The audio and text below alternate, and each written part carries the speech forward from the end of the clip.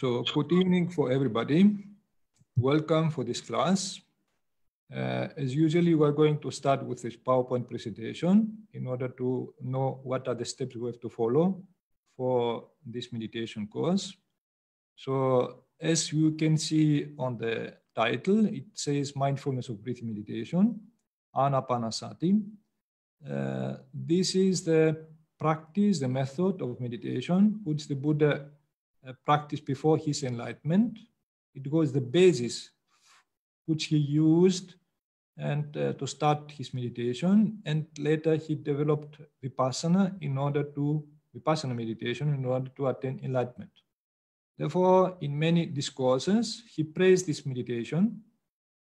So then, because he found it easy to follow, especially the breath is a natural process which occurs every time in our body. It is a vital force. So then, and to observe it, it is easy because it is repeated again and again. So then, it can cause the mind to attain easily concentration. That is why the Buddha praised this kind of concentration which arises with Ānāpānasati, with mindfulness of breathing. And here we have a quotation from him. That's why he says, this concentration, samadhi, through mindfulness of breathing, when developed and practiced, much is both peaceful and sublime. It is an unadulterated, blissful abiding, and it banishes and steals evil, unwholesome thoughts as soon as they arise. So therefore now he calls this kind of meditation concentration, because through mindfulness of breathing, one can attain deep concentration. So therefore the aim of this meditation is to attain concentration, which means oneness of the mind, unification of the mind to a certain on the breath, and one can get this peaceful, it becomes very peaceful and sublime, as the Buddha says. Because when the mind becomes unified, one can understand how peaceful that is.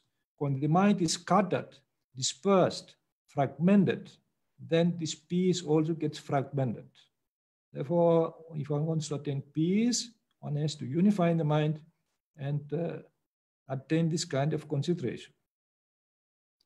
So regarding the mind, also the Buddha says, this flickering, unsteady mind, difficult to guard, difficult to tame, the wise person strengthens it as a fletcher strengthens an arrow.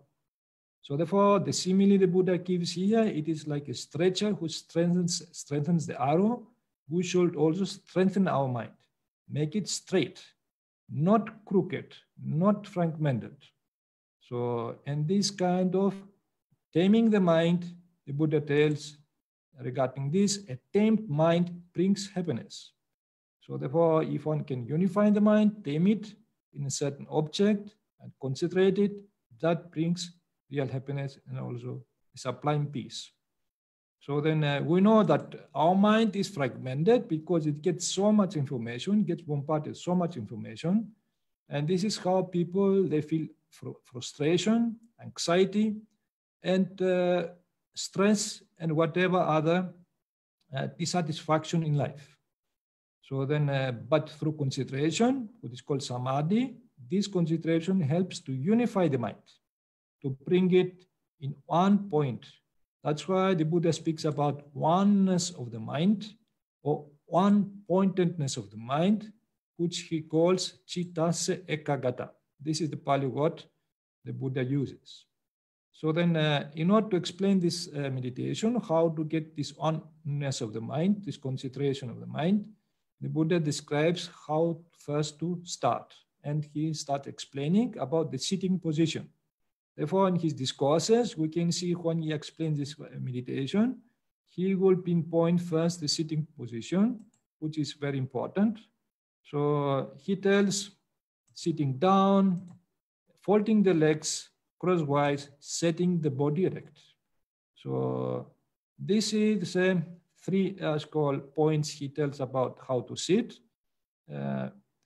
Therefore, now setting the body erect is the most important one, of course, in this context. So, and folding the legs crosswise, that can be easy for some people. It could be difficult. Therefore, we'll see how there are other options, other alternatives, how to sit. Now, for those who know Pāli, I put also the Pāli text for them to read, and they can check the Buddha's words in the Pāli word also in the suttas. So then this posture, what the Buddha suggests, is a full lotus position. Usually both heels are on the thigh. So that is a yogic position, would the Buddha use it. And he was actually, in this context, he was a yogi. In this context, not like Hatha yoga, but from the point of meditation is Raja yoga, and if we can tell like that. But is to keep the body immovable and then to make the mind also immovable, because concentration achieves that aim, to make the mind immovable. So, and this posture helps for that purpose. There are also another alternatives. We have here also half lotus posture. You can see that one heel is on the thigh, while the other it is on the ground. That is also possible because you can see also here the body is erect. Then another option is the Burmese posture. So this is the both heels are on the ground and a little bit far from the body. So I can adopt this kind of position, and one is able to meditate because here again the spine is erect. So one can sit on half of a cushion. So but keep the your back straightened. So regarding placing your arms and legs, should be placed comfortably. So you can relax them.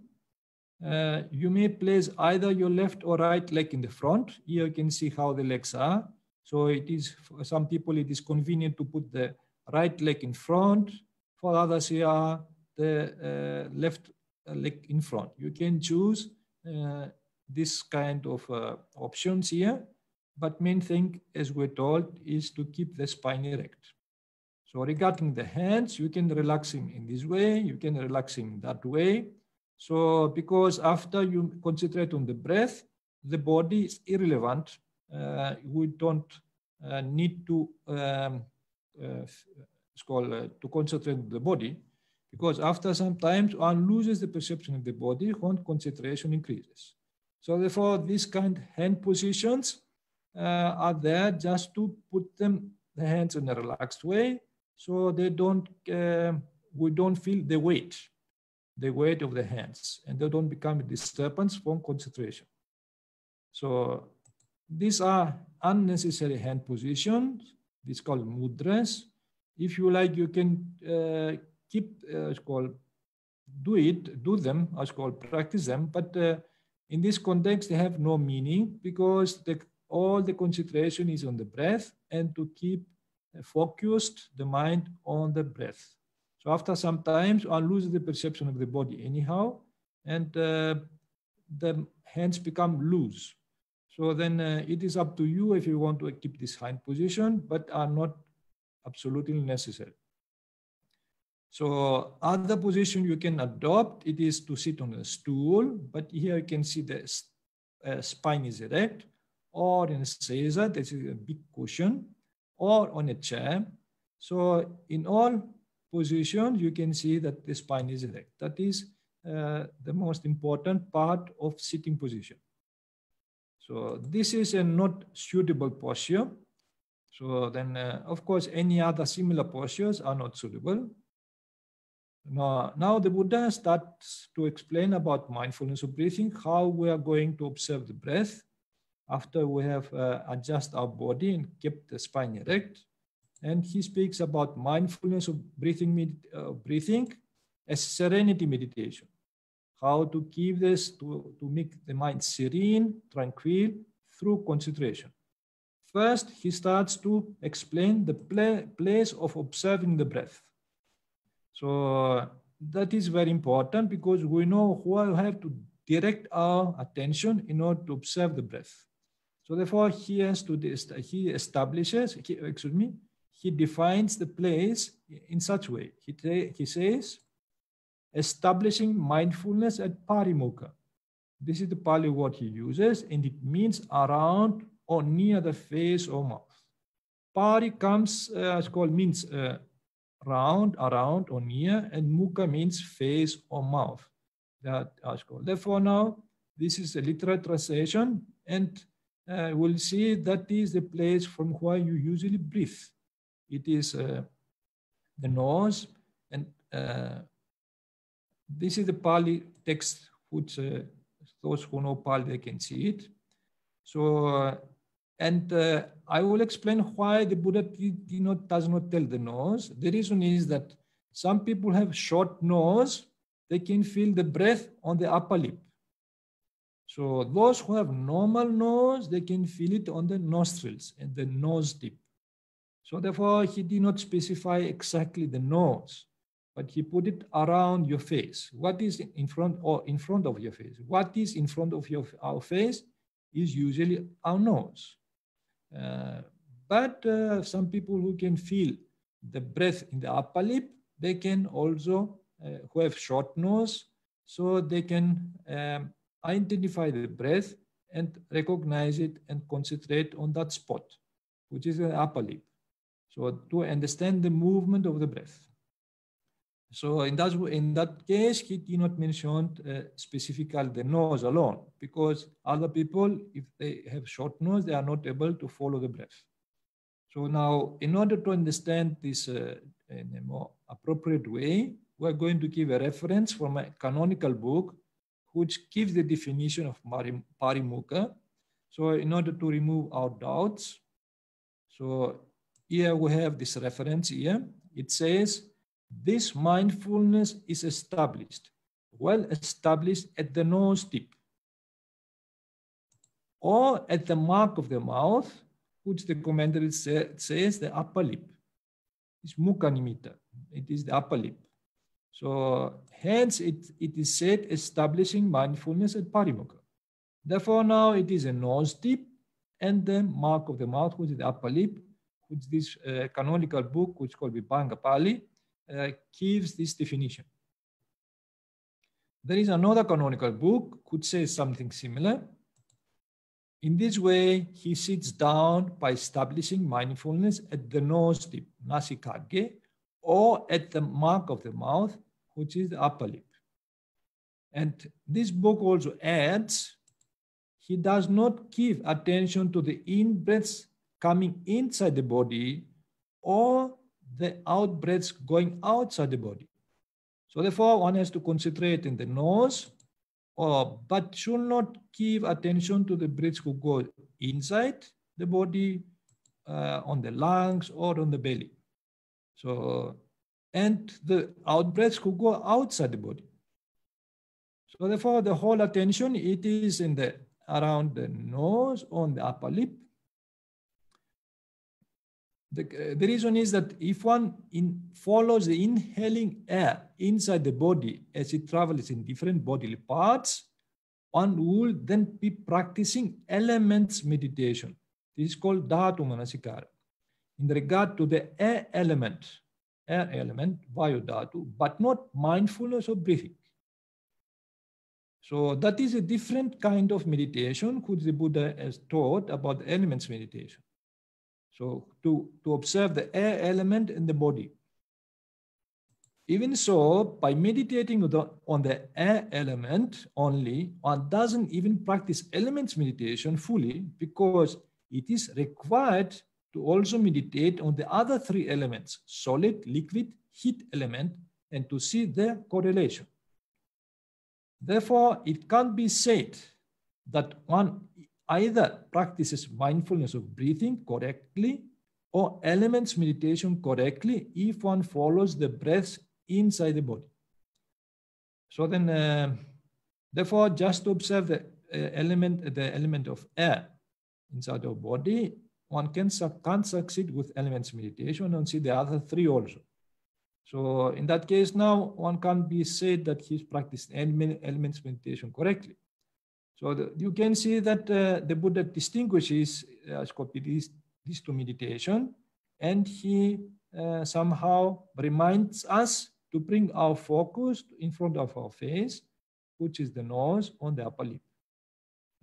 Hence, the Buddha advises in regard to mindfulness of breathing. So he says, let your mindfulness of breathing be well established in one's person at Parimukha. When mindfulness of breathing is well established in one's person at Parimukha, any inclinations for outward and vexing thoughts cease to exist.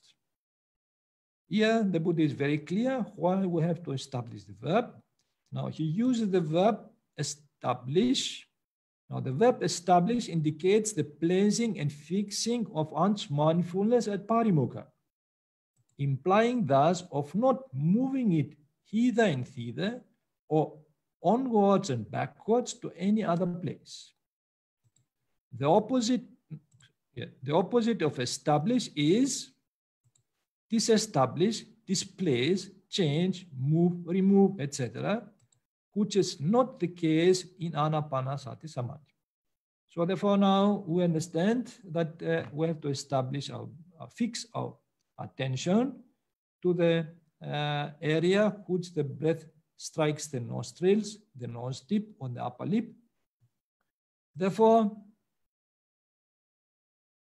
you establish your mindfulness at the tip of your nose where the air strikes the nostrils, or at the upper lip. Observe the natural flow of your in-breath and out-breath at the nostrils or at the upper lip.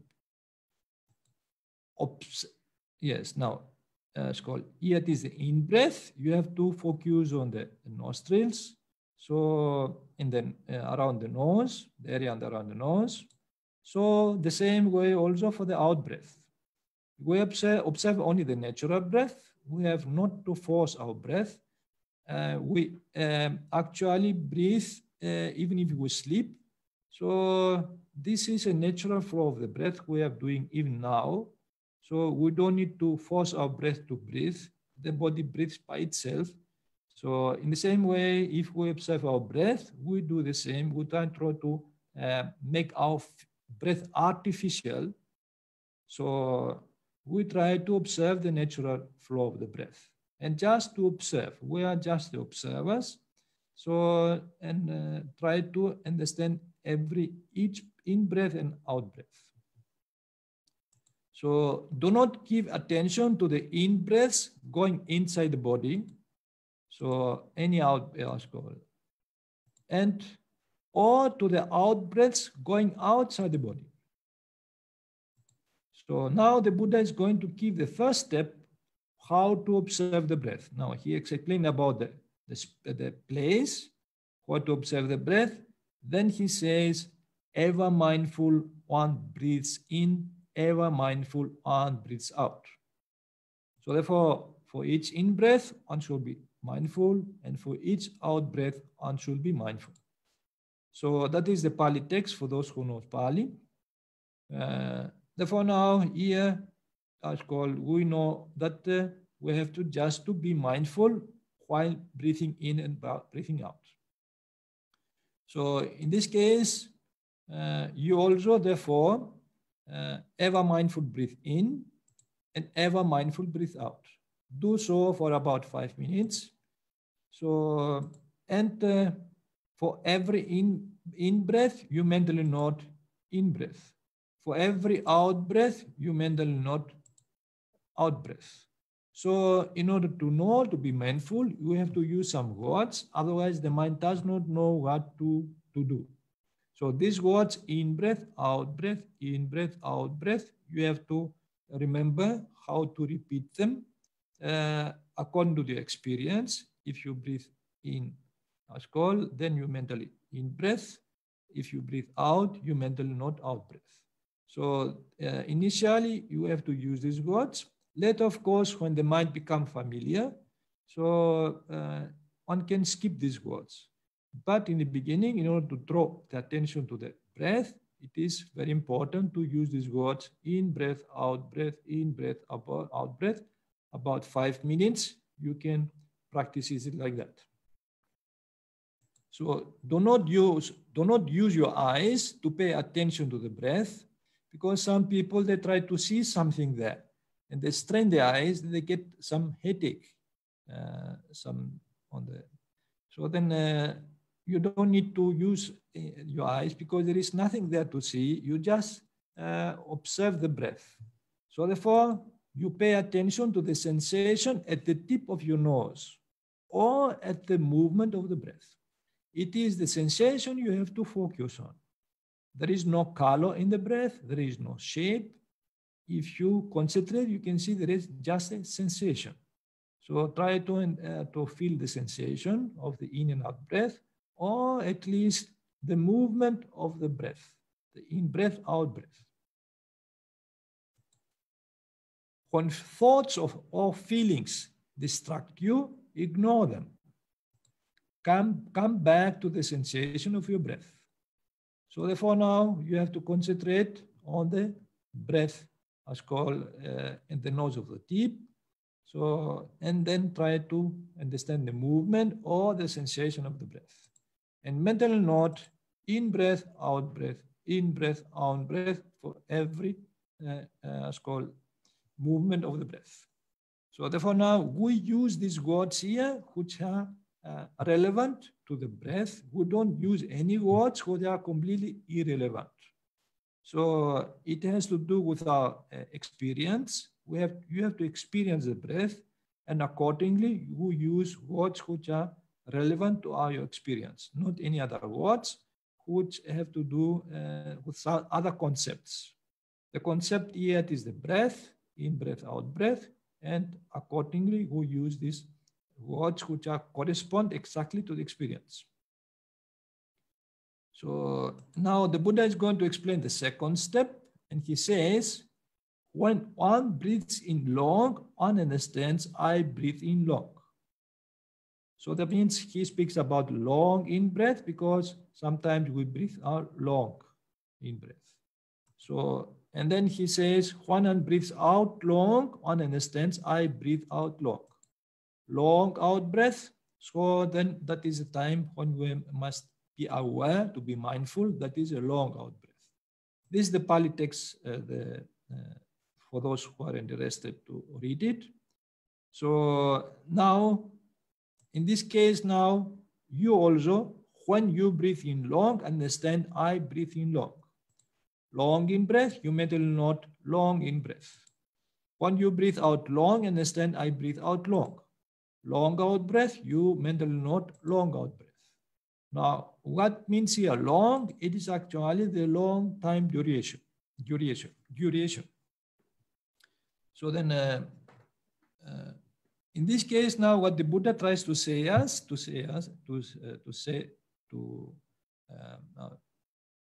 it's called to advise us.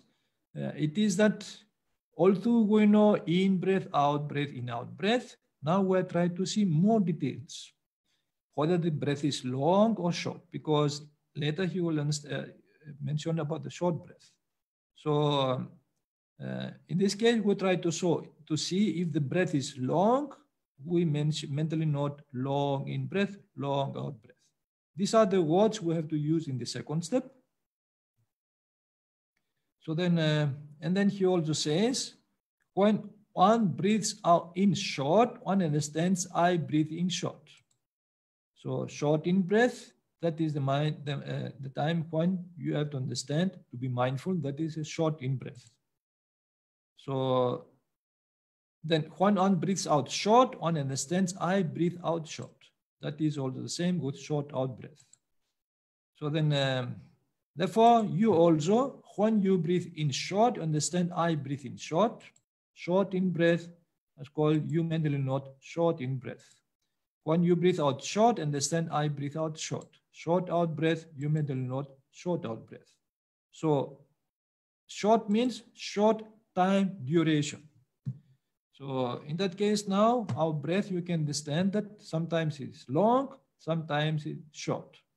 So what we try to see here, it is more details, not just to see the in-breath, out-breath, in-breath, out-breath as in the first step. In the second step, what we try to see it is whether our breath is long or short, to see more details. So to see it means that we want to see more deeper how this breath, this natural breath behaves.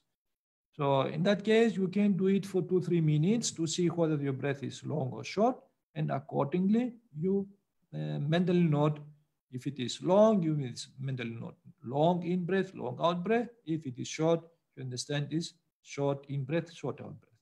Now, short means you just feel the breath in the nostrils when very short time.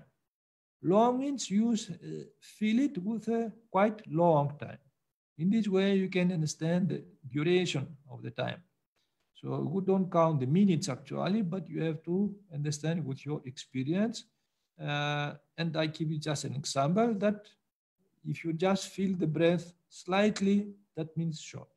If you can feel it normally, that it is some time is passes till the in-breath goes in and stops, that it is short, long in-breath. Same way with the out-breath. Now, the Buddha is going to explain now the third step, that also he wants to make us see more details, because you don't stagnate. With the first step, it is just to see grossly, in breath, out breath, in breath, out breath. So if one sees only that, one stagnates. So therefore now, if one goes to see more details, then the mind becomes more concentrated.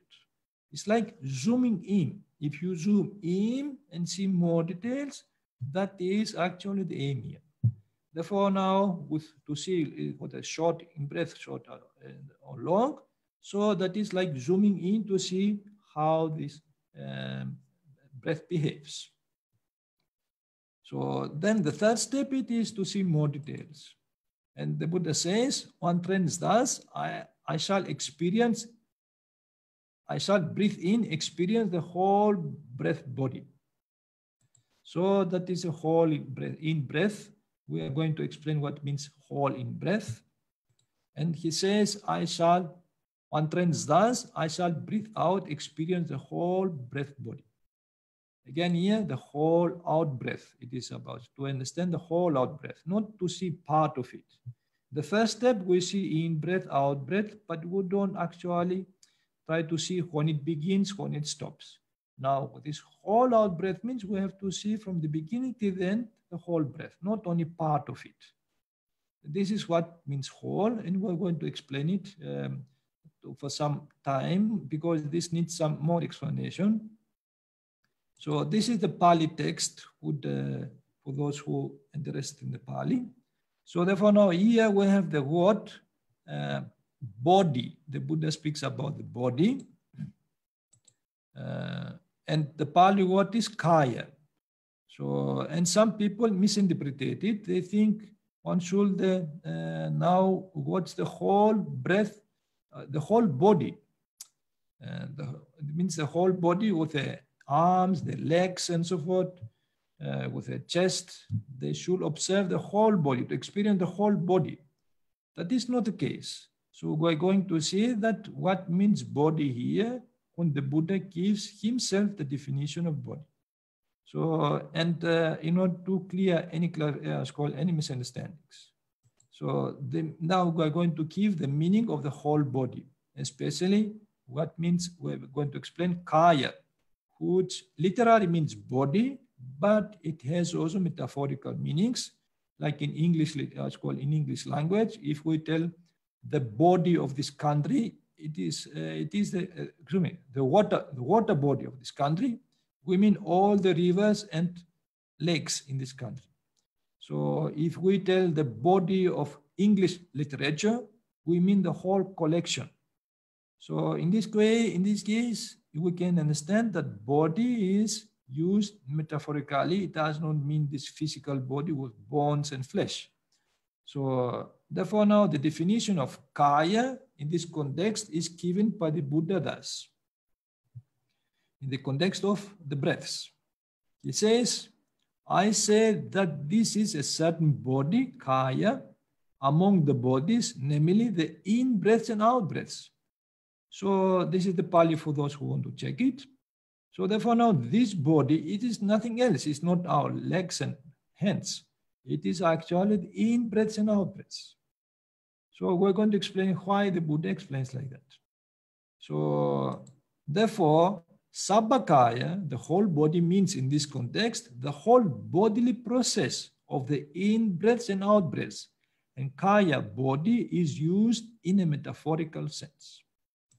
It is said so because the meditator at this step begins to lose the perception of the physical body and starts to perceive the whole breath as a body, namely as a bulk or mass of air. Now, this bulk of air, this mass of air, it appears to the meditator like a body, like a bulk, a collection of air. So therefore, metaphorically, it is called, actually it is called body because slowly, the meditator starts losing the perception of the physical body and only the breath remains in front of him. That is, again, at the nose, around the nose, at the parimukha. One should not move one's attention to other parts of the body. Therefore, you also try to experience the whole in-breath at the tip of your nose. So when you and mentally note whole in-breath. So when you experience the in-breath, you mentally note whole in-breath. And try to experience the whole out-breath at the tip of your nose. When mentally note whole out-breath. So therefore now, to see more details about the breath. So therefore now, this is how you have to pay your attention is the touching point at parimukha, and to see what? To see not only part of the breath, but to see the whole breath body. So that means you can see the beginning, middle, and end of the breath. So if you see only part of it, you can see only the beginning, you can't see the whole breath. You see only part of it. If you see only the middle, you can't see the whole breath. You see only part of it. If you see the end of it, you see only part of it. So we try to see from the very beginning till the end, the whole process, the whole bulk of in-breath and out-breath moving in and out. So I will give an example now how to do so. A gross example, it is like this violin player. Look, the eyes of this violin player, it is actually concentrated, his eyes are concentrated on the touching point. When the bow touches the chords, he does not give attention to the tip of the upper tip of the bow, so or to the lower tip of the bow. So he concentrates on the touching point. So when the bow touches the chords, that is actually from where the sound comes. That is the sound comes. So in the same way now the meditator, he gives attention not to the breath which goes inside the nose, not to the breath which goes outside the nose, but he gives attention to the touching point. So when the breath brushes the nostrils, so in that touching point, he can see the beginning, middle, and end of the breath. So therefore now, how this starts, is called when the breath starting touching the nostril, that is the beginning. When it continues touching the nostril, that is the middle. When it stops touching the nostril, that is the end. So in the same way, when the breath comes out, means the out breath. When it touches the nostrils at the beginning, when it continues touching the nostril, it is the middle. When it ends, stops touching the nostril, that is the end. So therefore, now the meditators start to see the whole breath from the beginning till the end at the touching point. So in order to see the difference, we're going to understand the part of the breath. What means part of the breath? So some meditator knows only the beginning of the breath. He does not know when it stopped. So some meditators know only the middle, but he does not know when it started, when it stopped. Some meditators know only the end, but they don't know the beginning, the middle. So some meditators know the beginning and middle. Some they know the middle and end. Some know the beginning and end. So these are just part of the breath, only part of the breath. So in that context, the Buddha tries to tell us to know the beginning, middle, and end of the breath. So the whole process. So in that case, we try to concentrate more deeper to see more details. Therefore, the whole process is to start from the gross aspect of the breath, which is in breath, out breath. That is the first step. And we go a little bit deeper to see whether it is long or short. And then we go the third step a little bit deeper to see the whole breath from the beginning to the end. So that is the process. So not only stagnate on the first step, in breath, out breath, but to go to see more details. Then our concentration sharpens. So therefore, the whole breath it is in this context. You have to start with beginning to see the beginning and end of the breath. That is an easy way. At least start to see beginning, end of the breath. A mental note, beginning, end. So when for the in breath, the same way, start with beginning, end of the out breath, and mental note, beginning, end of the out breath.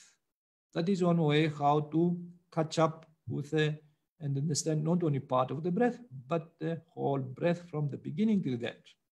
So these are the words we can use. Of course, these words we can use temporarily just for the mind to be familiar what it has to do, to remind the mind what it has to do. Later, of course, one can skip these words when you already understand the whole process, and then you can no need to use these words. Only you can use them if the mind is wandering. You can bring the mind back by repeating these words in order to see more details. So in the same way, try also, if you want to try also see also the beginning, middle, and end of the in-breath, and mental note, beginning, middle, end. So if you're going to go deeper, you can see. Now the middle is actually, so then if the breath starts touching the nostril, that is the beginning. When it continues touching the nostril, that is the middle. When it stops touching the nostril, that is the end. So this applies for the in-breath and out-breath. So, and then again, try to see also beginning, middle, end of the out-breath, and mental note, beginning, middle, end of the out-breath. So in that case, now you can use these words so to draw attention deeper to the breath. And therefore, no, these words are nothing to do with visions, nothing to do with fantasies, nothing to do with anything else which are irrelevant with experience. That's why the Buddha uses the word experience. We have to experience and also be aware, to be mindful of what we experience and try to see more details of our experience. So now the Buddha is going to give the first step, how to proceed. And he says, one trains thus, tranquilizing the bodily process of breath, Kaya Sankara, I shall breathe in. One trains thus, tranquilizing the bodily process of breath, Kaya Sankara, I shall breathe out. So here this means that even though the process of breath may become tranquil, calm, quiet, serene, and relaxing, one should not stop watching it, but continue paying attention to the in and the out breath. One should train oneself to pay attention to the in and out breath, despite when the breath becomes calm. So now, one word the Buddha uses here, he tells the bodily process. In Pali, what is called Kaya Sankara. Now again, the word Kaya comes here. I have to clarify because some meditators think the bodily process it is something our physical body with bones and flesh. So here we have to bring some suttas from the Pali Canon for you to understand that is not so. Bodily process is actually the breath, in breaths and out breaths. So the definition of kaya sankhara, of bodily process, is given in the suttas thus. Here it's stated, in breaths and out breaths are a bodily process. These states are bodily, are bound up with a body. That is why in breaths and out breaths are a bodily process. So therefore now, what is a bodily process? In breaths and out breaths. It's not our limbs, our hands and legs, and any other parts of the body. It's actually the in breaths and out breaths. As we have already told, kaya in this context means in a metaphorical sense. So it is actually the whole function of the in breaths and out breaths. So here it is the Pāli text for those who want to check the suttas, and also the quotations of the suttas are also there. So again, we have another canonical book which says also, what is the bodily process? Kaya sankhara. Long in breaths, long out breaths. Short in breaths, short out breaths are bodily. These states are bound up with the body and are bodily processes, kaya sankhara. So therefore now, from these definitions are very clear that bodily process is not any other process. It's just the in-breaths and out-breaths. So, and body means here in a metaphorical sense, the whole bulk, the whole mass of the it's called the breath, the air which enters our nostrils and comes out of our nostrils. Therefore, one should continue watching the natural bodily process of the in and out breath at parimukha, even though it may become tranquil, calm, quiet, serene, and relaxing. Because some people, if they the breath becomes very calm, they think, oh, how nice, and they stop. So that is where is the time actually to continue one's meditation, to attain samadhi. That is the aim, to concentrate deeper and deeper. And that's why the Buddha says one should train oneself to, it's called to watch the breath again and again. So up to now, these are the steps. Now, the fourth step actually just to advise us to continue watching the in-breath. It's actually 3 steps we have to follow. So the first step is to mention the words in-breath, out-breath, in-out-breath for about 5 minutes. The second step is to see a little bit more details, whether out-breath is long or short. You can do it for 2 or 3 minutes. And then the third step is actually the important one, because you can see the whole breath. So if you miss it, you can't consider the whole breath. You can use these words, beginning, end for the in-breath, beginning, end of the out-breath. So I have to use this word, beginning, end of the in-breath, beginning, end of the out-breath. So therefore, actually, you don't use many words. These are simple words you have to use, which actually correspond to our experience. It's not outside our experience. So then, of course, now while you do so, if there are any wandering thoughts coming and going, you just ignore them. You don't need to pay attention to them, because the mind all the time produce many thoughts. So our aim is here to bring our attention again to the breath. That's why we use these words, in breath, out breath, or beginning, end of the breath, in order to bring our attention to the breath and focus on the sensation of the breath. Try to feel the breath, to experience the breath. So, or at least we can feel the flow of the air which comes in and out. So these are the words we have to use it in order to remind the mind what it has to do. If you don't remind the mind does not know what to do.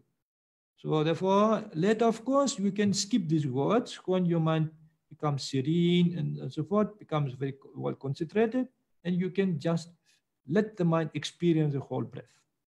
So for those, of course, who have difficulty concentrating because there are some emotions coming, for example, they have some episode happening in the mind, they have distracting thoughts and feelings. So I will just, by the way, I will mention our method, how to overcome these distracting thoughts. So you can use this as an emergency case if you if you have such distracting thoughts. This is a counting method. against distracting thoughts and feelings if they come during your meditation. For example, you try to concentrate again and again, but your mind is very distracted because some episode happened in your life and you can't concentrate. You can use this counting method, temporary, of course, till the mind becomes calm down. Then you can return back to the first method I told you. So therefore now, if there are sometimes distracting thoughts or feelings, you may try the following counting method to focus the mind to the breath. So you should not be confused with this method. Actually, the first method is the most efficient one. But if there are distracting thoughts, you can use this temporary. So therefore now, this is just, as I told you, not to confuse you, but to use it in as a case of urgency, emergency. So if your thoughts are very distracting and so forth. So therefore now I will mention for those who have this problem. Others, of course, they can skip this method. They don't need it. So if they can use the first method and attend samadhi, so they can, for those who need to calm down the mind, that is sometimes many people, they found it very useful. Therefore now I will give you the first counting method. So this is very simple. It's not complicated. So now for in breath, out breath, you mentally note 1. Means you count 1. So that means in the end of the out breath, you put the number 1. So then from an in breath, out breath, you mentally note 2. You count 2. So here for the in breath, out breath, you mentally note 3. And from the in breath, out breath, you mentally note 4. And then in breath, out breath, you mentally note 5. So you go up to 5 and you return to 1. This is very simple. So this method is efficient because you have to remember numbers. If you forget a number, so you have to start again from 1. But if you forget, that means your mind become absent-minded. And you can catch your mind very easily and bring it back to the breath. So then you go up to 5 and return to 1. And you can repeat this again, this cycle. Here it is just to summarize. So it is in breath, out breath, you mentally note 1. In breath, out breath, you mentally note 2. In breath, out breath, you mentally 3. In breath, out breath, you mentally note 4. In breath, out breath, you mentally note 5. So you go up to 5 and return to 1. If you miss 1, you get. If you miss maybe 3, 4, something, you forget it. So you start again from 1. So because there is sequence of numbers, you can easily understand whether your mind is focused or not. So then here it is again another summary. In breath, out breath 1, that means first round. In breath, out breath 2, that is second round. In breath, out breath 3, that is third round. In breath, out breath 4, it is fourth round. In breath, out breath 5, it is the fifth round. So it is easy, as called. After the mind becomes calm, you just return to the first method, which I told you. Try to see the whole breath from the beginning to the end. This is a gross method. Now, counting method, you see the breath in a gross manner. You don't try to see many details, but it helps to bring the mind towards the breath instead of telling in breath, out breath, in breath, out breath. So if you put numbers there, so then it is easy for some people to concentrate better.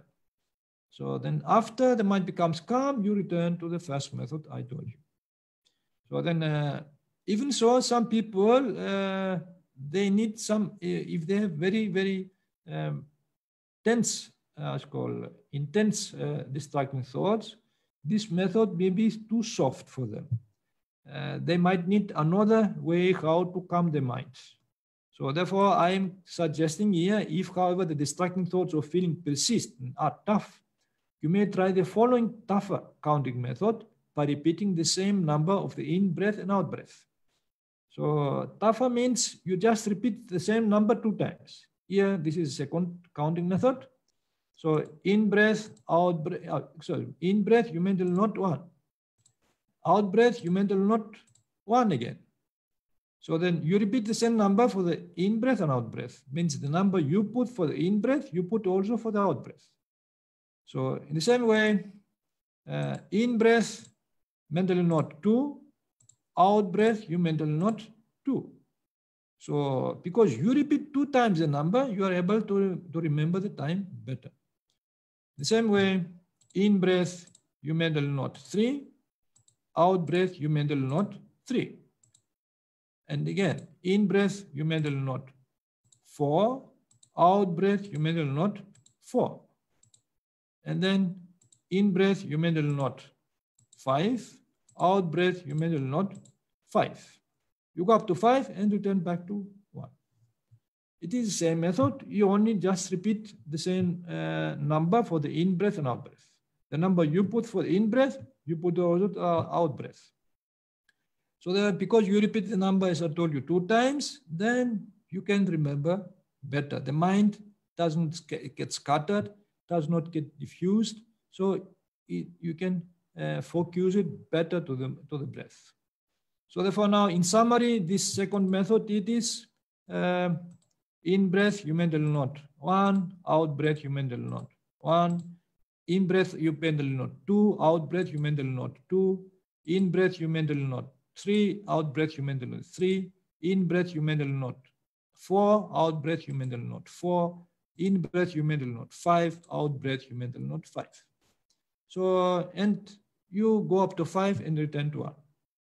So here is another way to see the summary. In breath, out breath 1, that is the first round. In breath 2, out breath 2, that is the second round. In breath 3, out breath 3, that is the third round. In breath 4, out breath 4, it is fourth round. In breath 5, out breath 5, it is the fifth round. So therefore now, when the mind becomes comes down, you may return to the experience the whole breath. So here is the whole breath. As I told you, you can see the beginning, middle, and end of the in and out breath. And you mentally note beginning, middle, end of the breath. So this is how you can actually make some tricks in order to calm down the mind. Because our mind, it is not used towards the breath. We have somehow to train it. As the Buddha tells, it's a training. In order to experience the breath and to concentrate it. Our mind is scattered, fragmented, it likes to jump from object to object. So if we try to bring it to experience the breath, so sometimes it does not like. Sometimes it likes because if it is already has no much anxiety and so forth, then of course you will like it. But if it has a lot of anxiety, it's difficult to calm it down. Therefore, I suggested you can use this counting method.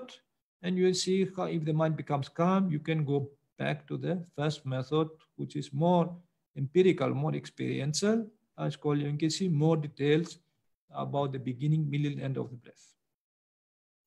So if one continues so by doing and the concentration increases in a high degree, then the sign of concentration may appear. We're going to see now what are the results. So there is a kind of sign of concentration we speak about. This is what the Buddha uses. Now, usually this is a sign of concentration is a kind of light which may appear in the front on breath. So then because the mind becomes very concentrated, very condensed, so this kind of light appears. We're going to explain what is the nature of this light. But first we're going to explain what Nimitta, or samadhi nimitta, because some people, they have doubts where it comes. If the Buddha ever uses it. Yes, there are many references in the canon Pāli. This is a term which the Buddha used many times. Therefore now, nimitta or samadhi nimitta and samatha nimitta, these are the words the Buddha used. And samadhi nimitta, this word occurs about 25 times in the Sutta Pitaka, and refers to various samatha and vipassana meditations depending on the context. And then samatha nimitta, this word occurs about 11 times in the Sutta Pitaka and refers to samatha meditations. So therefore now we have a sutta where the Buddha speaks about the samatha nimitta. He says, There is the sign of serenity meditation, samatha nimitta. Frankly, giving careful attention to it is the nutriment of the enlightenment factor of concentration. So, and the sign of serenity, according to the commentaries, is the serenity itself as well as its object.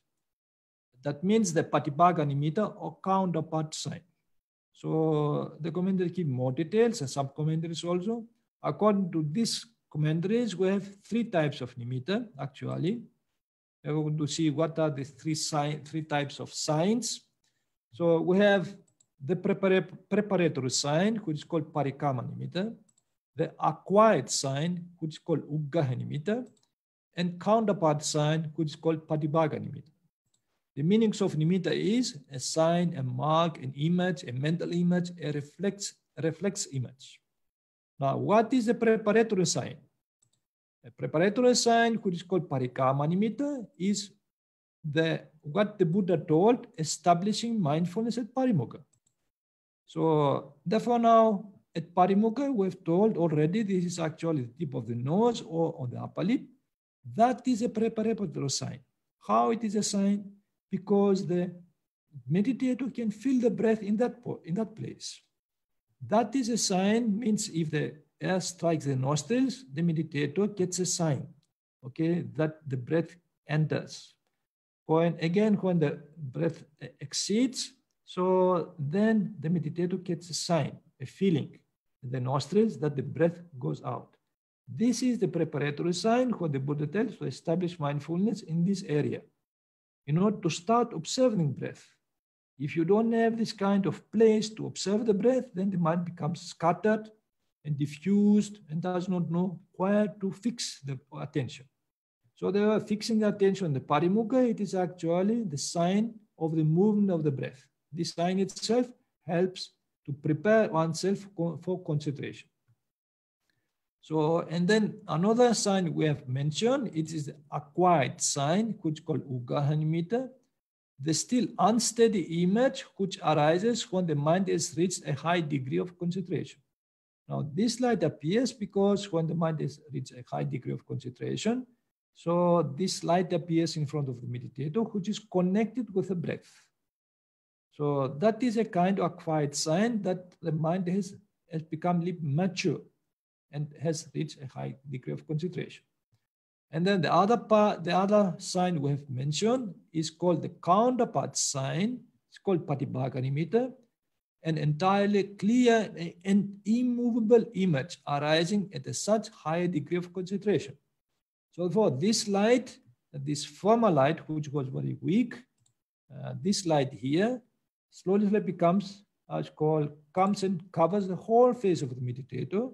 When it is and becomes very immovable, that is the time when the meditator actually understands that his meditation has increased. So soon after this image arises the stage of access concentration, upachara samadhi, and it is the access concentration is reached. So access concentration means one is very close to the jhana, to the full absorption of the mind into the patibhaga nimitta, counterpart sign. That is called the attainment of the first jhana, when the mind sinks into this counterpart sign. This is called the full absorption.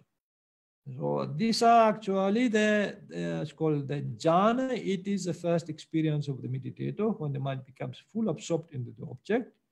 So, and we're going to explain how this light appears, how this happens. So because it is a mystery for many meditators. So, and then now this bright sign or the light varies depending on the meditator. So for some, it is a bright light such as the morning star, a bright ruby, a gemstone, or a bright pearl. For others, it is like a moon or a sun. Why? What is the reason for that? It is because of different perceptions. They can see this light in different perspectives. It is now, if we see in the prisma here, it's called the white light, if it passes through the prisma, we can have a rainbow effect. it splits into different colors. So, and it depends from which angle somebody sees in order to see these colors. So, and the same way now, some meditators, if they see from this angle or from the other angle, they can see different colors. They see different shape, like a rabbi, like a gem, like a moon, like a sun. So these are the shapes of the same color, the same light they see. But that doesn't matter. It is actually, if this light is connected with the breath, we call it Nimitta. It means Samadhi Nimitta, the sign of concentration, that has the concentration has reached a certain maturity. So now, what is this light? The light is a product of intense mental concentration. In reality, it is just photons, as called, which appear in front of the meditator's mind. So that appear in the meditator's mind due to the condensation of electromagnetic waves that exist in our bodies. We know we have electromagnetic waves in our bodies. So, and you have, for example, the electric spectrum. So when, as called, you can see certain waves, if they get condensed, so then a kind of color, as called, colors appear in front of your eyes. Something similar happens. This is condensation of electromagnetic waves because of mental concentration. So then if the mind becomes very condensed, very compact because of mental concentration, it can produce these photons to appear in front of one mind, and there are different colors, a light appears. So therefore now it is nothing mystic, and we understand that in our body there is already proof that is electromagnetic waves in our body. Here we have the Kirlian photography. I don't know whether you know about that. We can get as called the electromagnetic spectrum of our body. So it is not our body only, even plants, they have it. So this is how the meditator can see this light inside if the concentration becomes powerful. So what is basically recorded in Kirlian photography are the very natural phenomena in our body, such as pressure, electric grounding, humidity, and temperature. Changes in humidity, which sometimes reflect changes in emotions, barometric pressure, and electric voltage, among many others, will produce different auras. So therefore now this aura, what the meditator can see in front of him, this light, is actually because of this, not barometric pressure, because of the concentration, condensation of the of electromagnetic waves because of concentration. So, but this light actually comes and helps the meditator. It facilitates him to see more clearly the breath. It's like having a torch in front of you, and you can see the breath so clearly. You can't miss even a small particle of the breath. You can see all the particles of breath, how they move in, how they go out, because of this powerful light. This makes the meditator concentrate more. Therefore, this light comes like a friend to you. So to help you facilitate your concentration to see more clearly. So if the mind, if you close your eyes and usually you can see some darkness inside you. So if you try to watch the breath, sometimes you can, sometimes you can't. But once the concentration increases, this light appears, so you can see the breath so clearly. It's like having a torch in front of you. So, but regarding this light, there are misinterpretations, okay? And we're going to see how, about this misinterpretation of this light by mystics, etc. Some yogis or meditators, they misinterpret this light. So because they don't know how to analyze it. So in Buddhism, we have vipassana meditation also. That's why through vipassana meditation, which is more analytic approach of meditation, one can actually analyze this light and see that it consists just of photons. It's nothing mystic. So therefore now some mystics, of course, some meditators, they will call this light the immortal, pure light or infinite consciousness. the cosmic light, the cosmic consciousness, the cosmic energy, God, God's grace, the union of man with the divine, enlightenment, the infinite ego, the soul, the spirit, Brahma or his grace, Bodhisattva or his grace. These are misinterpretations and can be misleading. This light can mislead some meditators to interpret it in different ways. So therefore now, in the beginning, the meditator should not pay attention to this light, especially this acquired sign, because it is, if one pays attention to this light, one can see that this light disappears. The reason is that, why? Because the concentration drops, it decreases, gets reduced. If the meditation concentration reduces, so it gets reduced, then this light also gets reduced and sometimes disappears. So one can see that it's just a product of concentration. It's nothing else. It does not come from somehow outside us. It is the product of our concentration. It's not a mystery. We have not to give some such mystic interpretations on it. So if one really analyzes it, that is, you can see just a physical phenomena. It's not metaphysical. Now, all right, now I've explained you these points here because are important. I can't avoid explaining this because some things have been misinterpreted. I have to clarify some points. So that is regarding the Ānāpānasati meditation, mindfulness of breathing meditation, which I explained. It is the method is simple. We don't use, as I told you, any words which are irrelevant with our experience. All the words correspond to the direct experience we have in front of our nose. And we repeat some words, as I told you, in breath, out breath, and then whether the breath is long, in breath, or short, in breath, and so forth.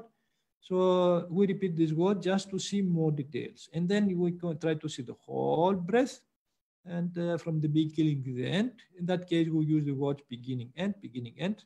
So if you you are in the third step, you can't continue, you go back to the first step. So that is how you use these words. And then the concentration will increase, the more detail we see. So, and the rest will come by itself. If this light will appear by itself, the mind becomes very calm, very serene. You can see that slowly, the more some brightness appear in the mind because this distracting words disappear. This fog we told in the mind goes off, and then this brightness comes, which can slowly get condensed in front of our nose and becomes connected with the breath. So in the beginning, one should not give attention to this light. You might be aware of it, but it is not necessary to give attention. It comes like a friend to help you. But if you look at it, then it disappears. So, and therefore now continue with your watching your breath. Till that light becomes more powerful. It can cover your face, and slowly you may attain jhana if you continue with your concentration. So then, although we explained this about mindfulness of breathing, today we're going to explain another meditation also about metta meditation. So we have translated this mindfulness of meditation of friendliness. So then the reason is we're going to explain this because there are sometimes occasions where there are strong emotions who can come in our minds. So we call these negative emotions, like for example, anger, hate, hatred, some stress, so or fear. There are strong emotions which actually can prevent us to concentrate on the breath, to the subtle movement of the breath. So it can distract our mind, and many meditators find it difficult to concentrate on the breath because these are very strong emotions. So then, in order to overcome them, the Buddha has taught this meditation called friendliness, metta meditation. And we're going to explain, especially for people who have this difficulty, maybe today or tomorrow, Other days, maybe the mind becomes calm, but if this emotion comes by accident, you can use this meditation in order to calm down the mind. After you can start practicing Ānāpānasati. So therefore, this is like for emergency case. If these strong emotions come and you are lost, you're overpowered by them. So in order to liberate yourself from them, in order to get rid of them, so that is one way how the Buddha taught this kind of meditation to remove these negative emotions. First, we're going to explain the meaning of metta. Now, metta comes from the word mitta. In Sanskrit, it's called mitra, which means friend. So Indians know that. They use this word with the mitras, so with the friends. So, and they know mitta, or in Pāli, Sanskrit mitra. So it means actually friend. And its real meaning is the disposition of a friend. Mitta sebhavo, that is friendliness. Actually, you have a friendly feeling towards yourself, towards others. That means you have not inimical feeling toward yourself and others. Because some people, they are actually enemies to themselves. So they find a lot of faults with them. They are actually, they have self-blame. They blame themselves a lot. They become not friends with them. They become like enemies with themselves. So in the same way, they can also enemies with others. So this metta is actually to remove this enmity towards oneself and towards others, to bring some friendly disposition, friendly feelings on self and to others. It is a friendly goodwill and wish for the welfare and happiness of all, wishing, may all beings be well and safe, may they be happy.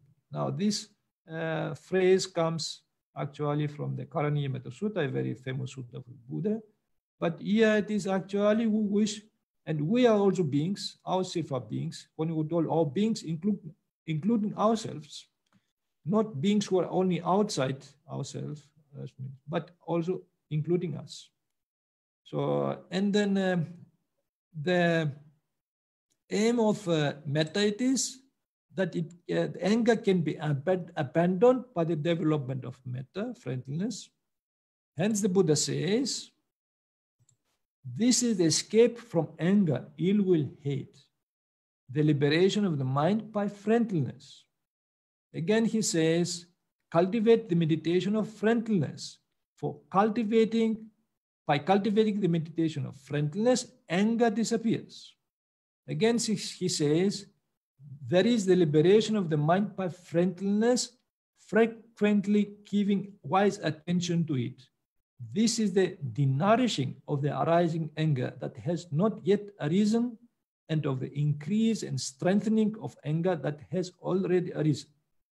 So therefore, this is actually the liberation of the mind from anger, hostility, even stress, because stress also is a form of anger. We have anger of something that we get stressed.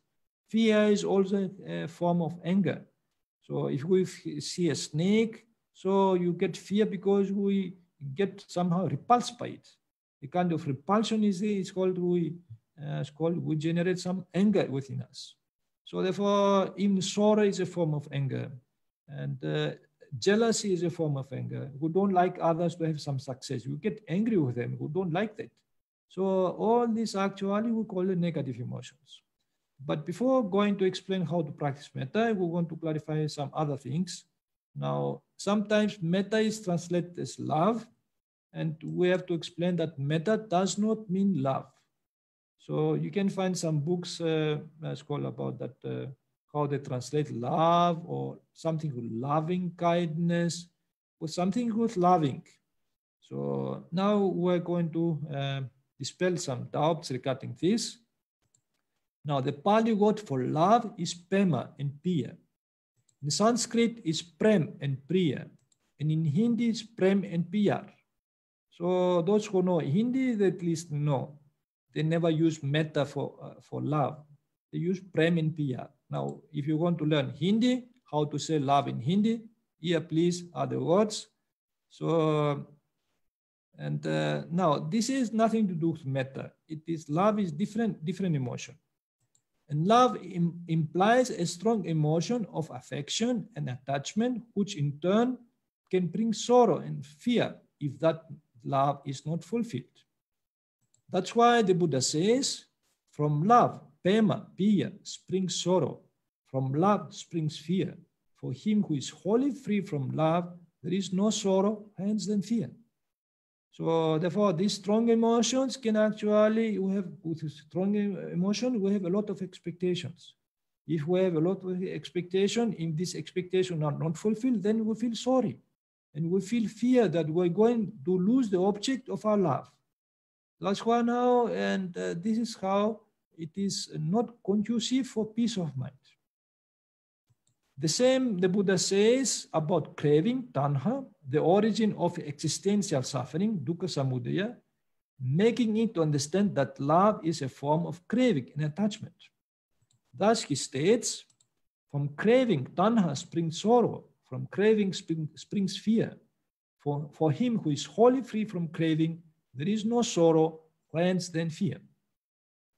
However, instead of love, he urges his disciples to develop other noble qualities towards oneself and others, such as metta, which literally means friendliness or a friendly disposition, karuna, compassion, mudita, sympathetic joy, and equanimity.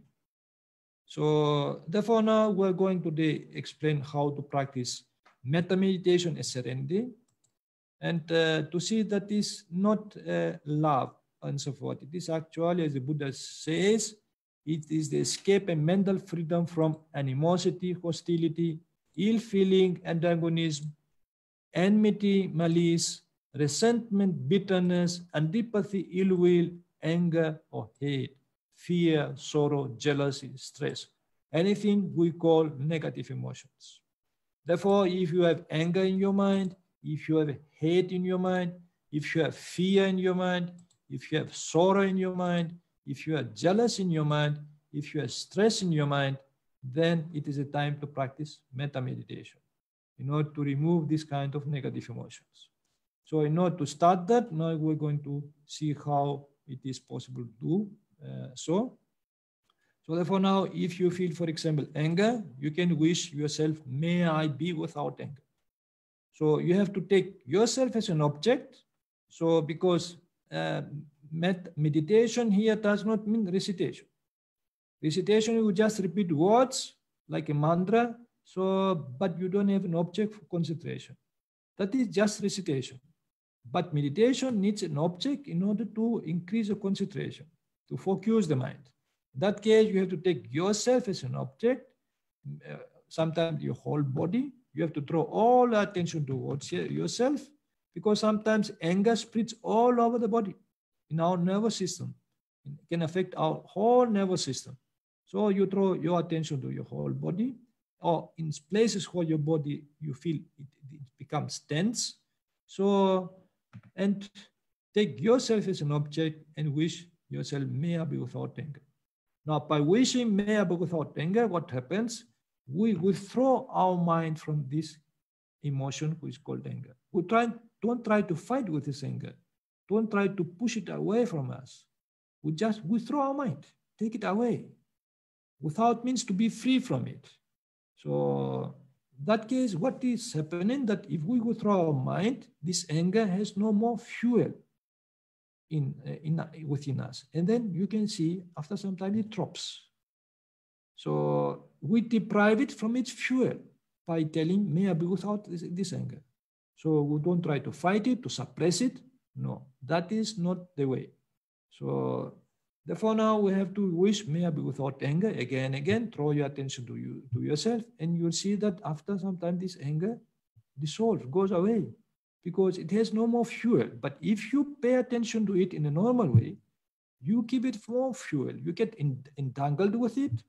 Actually, you get involved with it, and ultimately, you actually give it more fuel for you to continue. But if we withdraw your mind, you just take it away from it and wish, may I be without anger, you can see this anger has no more support, and it drops, it goes by itself.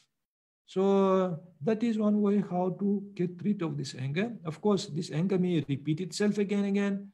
Because if you have this anger for days, sometimes for weeks, sometimes for months, so don't expect this anger to go away. It will repeat like waves. It will come again. But you have to repeat again and again. It's called maybe without anger. Focus on that. It's called that emotion of anger. And you see that without support, this anger can't persist. So if memories of yourself come, as called, we have to remember yourself that you have got angry with somebody or some episode. You take again yourself as an object, as called, and wish yourself may be without anger, either in the present moment or in past memories if they come, and see how yourself reacted. So you can go ahead and take yourself as an object and wish yourself may be without anger. By doing so, you can see that this anger is called disappears, and so become less till your mind becomes calm. So another emotion can be hate. If you feel hate towards yourself, towards others and so forth, you can wish maybe without hate. Hate is actually a higher degree of anger. It is the same emotion, but is a little bit higher degree. So if you feel fear, you can wish yourself may be without fear. If you feel sorrow, you can wish yourself may be without sorrow. If you feel jealousy, you can wish yourself may be without jealousy. Jealousy is also a kind of anger. You don't like people to have more success on us or more qualities on us and so forth. Therefore, this kind of annoyance. We get annoyed with people who do things we don't like them to do, or they possess things, they have certain qualities. So actually, all the anger arises because of annoyance.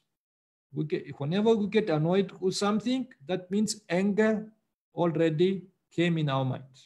And there are so many things we may get annoyed every day. So if these sparks of annoyance again continue, then it builds up and you can feel it, very strong emotion of anger or fear sometimes, which arise in our mind. So therefore, by practicing this metta meditation, one will have self-knowledge, how to protect oneself from this kind of negative emotions. So if you feel stress, for example, you can wish yourself, may I be without stress. So these are the most common emotions I told you. You may, of course, use in your own language. It's called how to express this. Maybe you can find synonyms of these emotions if you check and so forth, or you know better how you feel at that moment. You can express it in your own way. But main thing is you have to wish to be without it or to be free from it. And while you withdraw in your mind, you can see that this emotion has no more support and will go away. So if the mind becomes calm, then you can wish yourself, may I be happy. So because in this meditation, what we're doing it is, in the first step, we try to get rid of this negative emotion. But in the second step, we try to bring up positive emotions. So, and to be happy, or that is what most people wish, because I don't know whether you know somebody who gets up in the early morning and he says, may I be unhappy today. So most of the people, so they subconsciously wish to be happy in different forms. So and happy means without problems, without worries, without anxiety, and everything would be smooth in my life. That is the happiness which many people wish and so forth. In whatever countries they are, that is the deep wish to be happy. So therefore now, if we can catch this word and understand it, then we repeat, may I be happy, then it is also possible to know what are the things which makes us unhappy and can avoid them. So then you can contrast what means happiness and what means unhappiness in ourselves. So therefore now, once these negative emotions go away and mind becomes calm, you can wish yourself again, may I be happy. Whether in the present moment or whenever memories come of yourself that you have been happy with your friends, with your family members, whatever and so forth, memories come, take again yourself as an object and wish yourself, may I be happy, may I be happy. Whether in the present moment or past moment you remember about yourself, wish again yourself, may I be happy. So you can see how you can change your mind by positive thoughts. So because if you leave your mind, so it all the time will go in its own way to produce many negative thoughts. So, but you can train the mind. The mind is something flexible. It's nothing like a rock. You can't change it. You can change by producing very positive thoughts. Therefore, if you repeat again, may I be happy, you can be happy. These very positive thoughts can produce very positive feelings. So, and once you feel very, as called this, satisfied, then you can also wish other people, may he or she be happy. Whoever people, other people come in your mind, wish the same.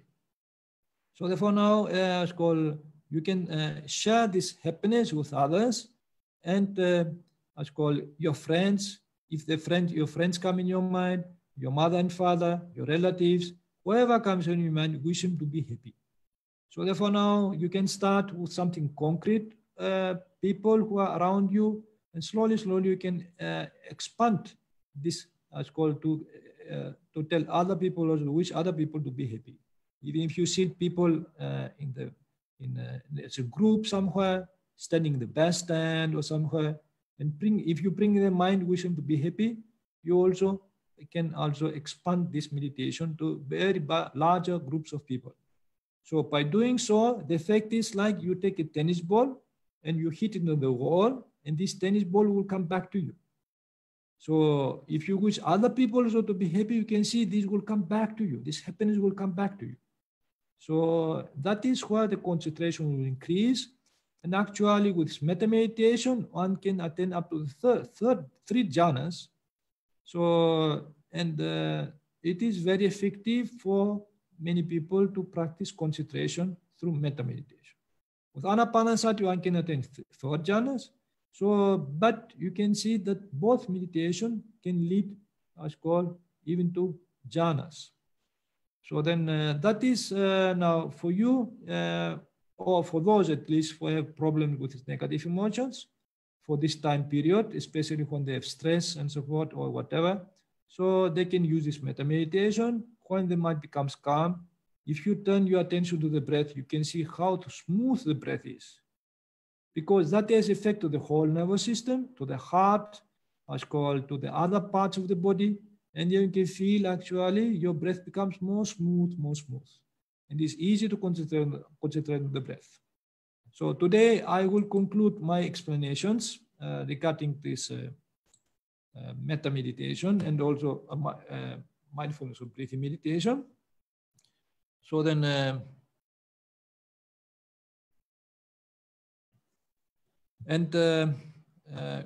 we will try to have a session with this meditation class today, meditation session.